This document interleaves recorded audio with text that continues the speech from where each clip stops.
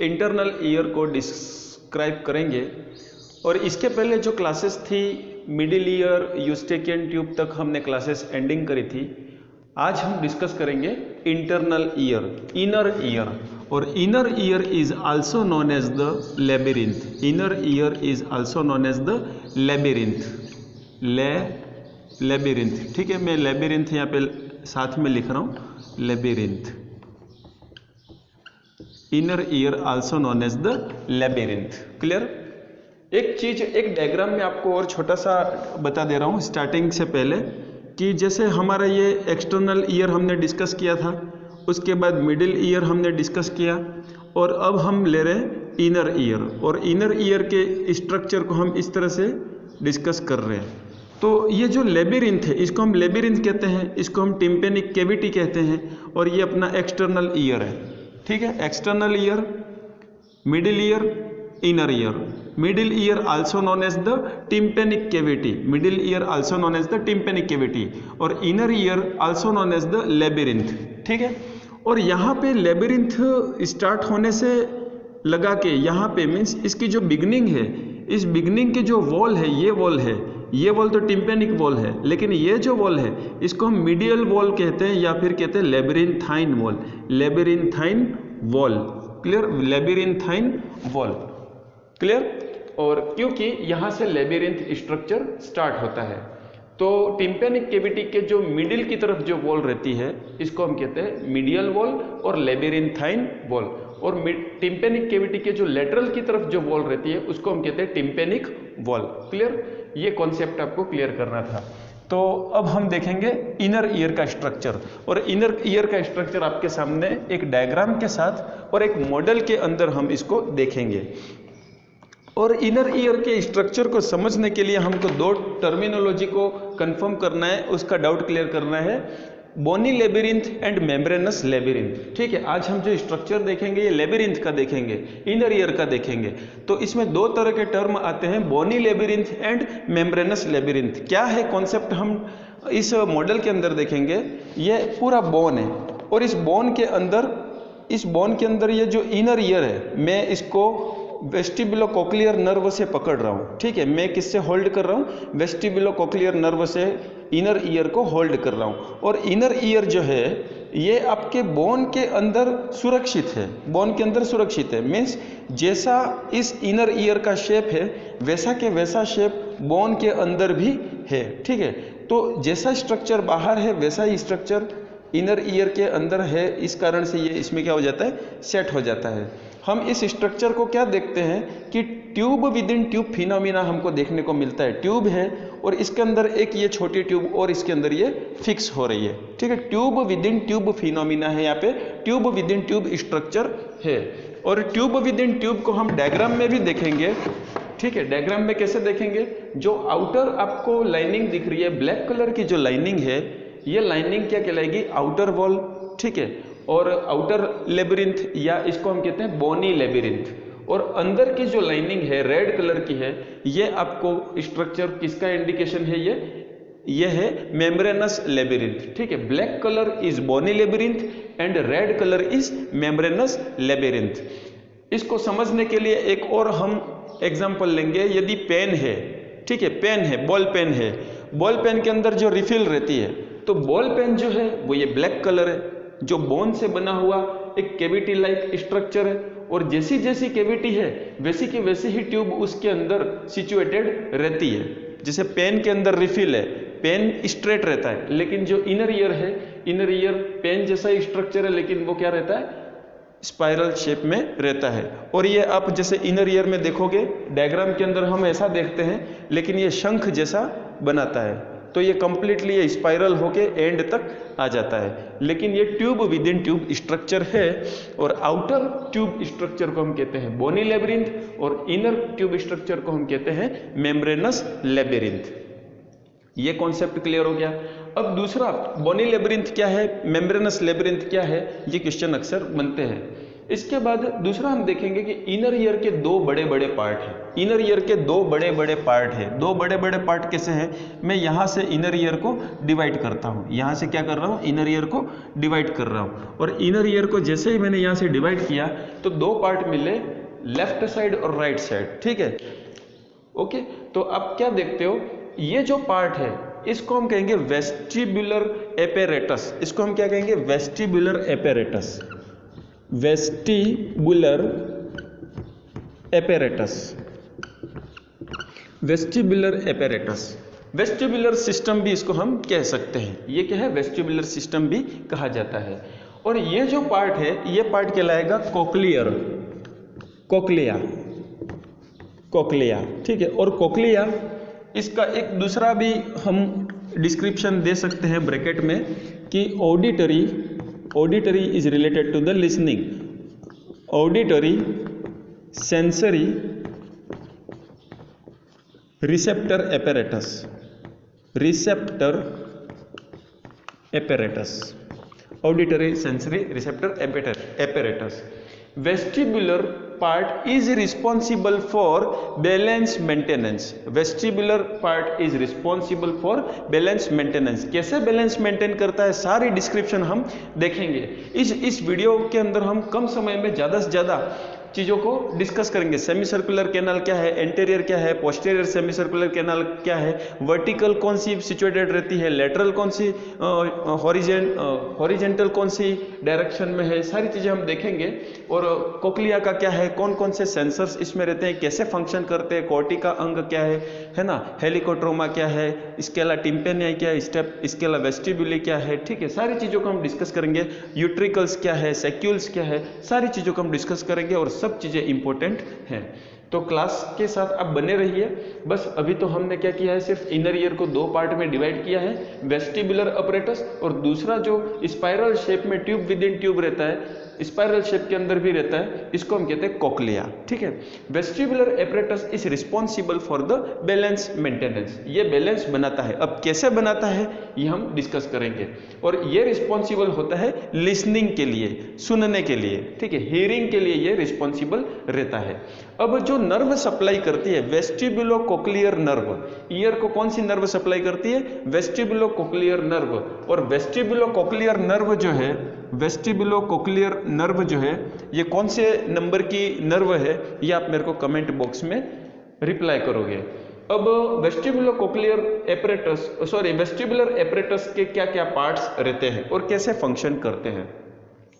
पहला चीज तो मैं ये बता दूं कि पूरा ईयर, पूरे, चाहे वो वेस्टिबुलर एपरेटस हो या कोक्लियर हो, पूरा year tube with in tube structure में पाया जाता है। यहां पर भी आप ट्यूब विद इन ट्यूब देख रहे हो, ट्यूब विद इन ट्यूब देख रहे हो, ट्यूब विद इन ट्यूब देख रहे हो, तो कंप्लीट पूरा जो भी इनर ईयर है वो पूरा ट्यूब विद इन ट्यूब में पाया जाता है। आउटर जो ट्यूब लाइक स्ट्रक्चर है, जिसको हम बोनी लेब्रिंथ कहते हैं, क्योंकि वो बोन से अटैच्ड रहता है।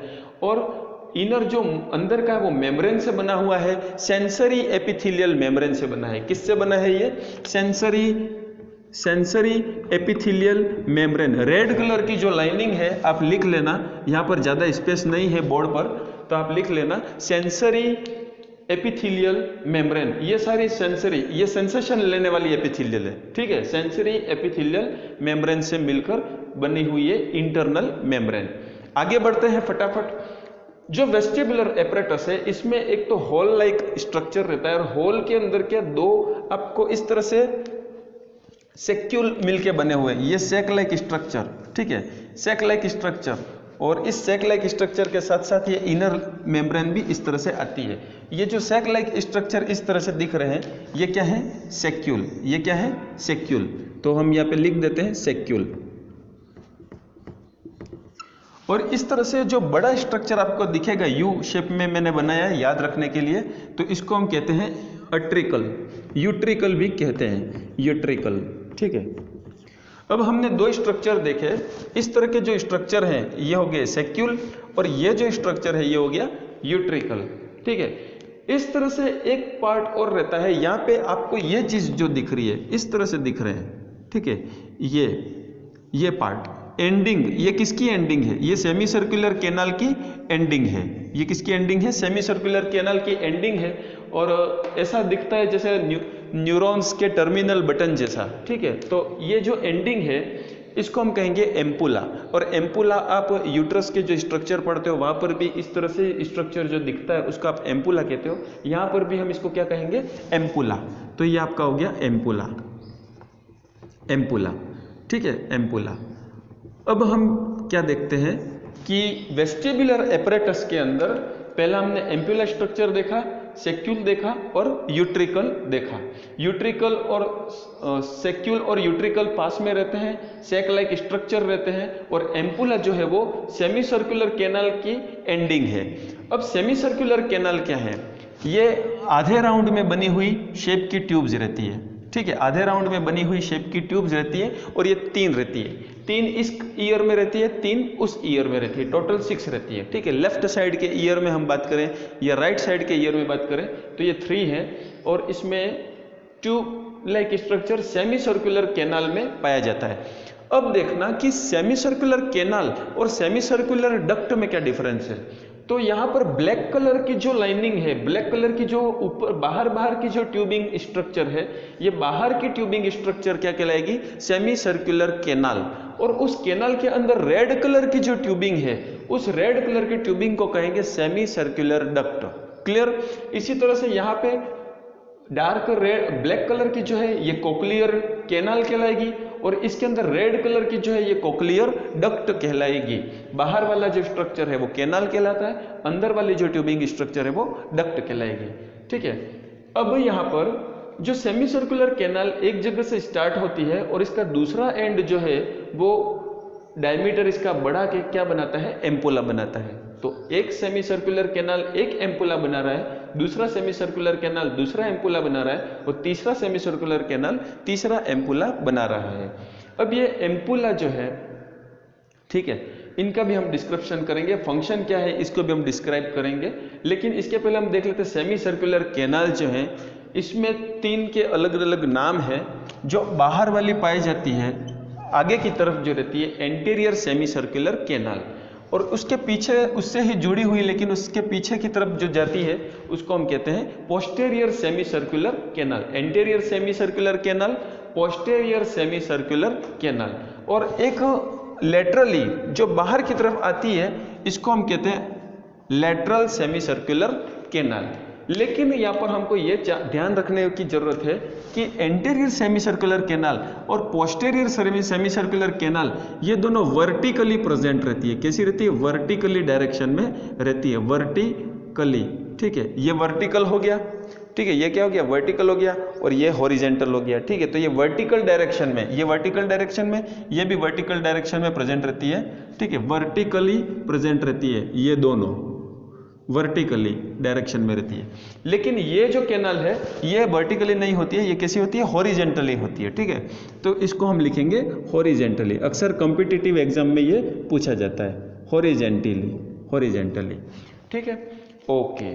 अब जो सेमी सर्कुलर कैनाल है इसके अंदर भी रेड कलर के ट्यूबिंग है, और ये रेड कलर की जो ट्यूबिंग है वो क्या है, सेंसरी एपिथेलियल मेम्ब्रेन, और इसके अंदर जो सेल्स रहती है, हेयर सेल्स रहती हैं, ठीक है, इसके अंदर भी फ्लूइड रहेगा, ये सारी चीजें रहती है। अब एक चीज मैं आपको और बता दूं कि एम्पुला जो है और सेक्यूल और यूट्रिकल इनके फंक्शन क्या है, एम्पुला, सेक्यूल और यूट्रिकल के फंक्शन क्या है। तो एम्पुला के अंदर जो सेंसरी सेल्स रहती हैं इन सेल्स का नाम है, सेंसरी सेल्स का नाम है, एम्पुला के अंदर जो सेंसरी सेल्स पाई जाती है उनको हम कहते हैं क्रिस्टाई। इसको हम क्या कहेंगे, क्रिस्टाई, क्रिस्टाई, ठीक है, क्रिस्टाई। और इनके अंदर जो सेंसरी सेल्स पाई जाती हैं सेंसेशन लेने के लिए इसको हम कहेंगे मैक्यूला। इसको हम क्या कहेंगे, मैक्यूला, मैक्यूलाई, मैक्यूलाई।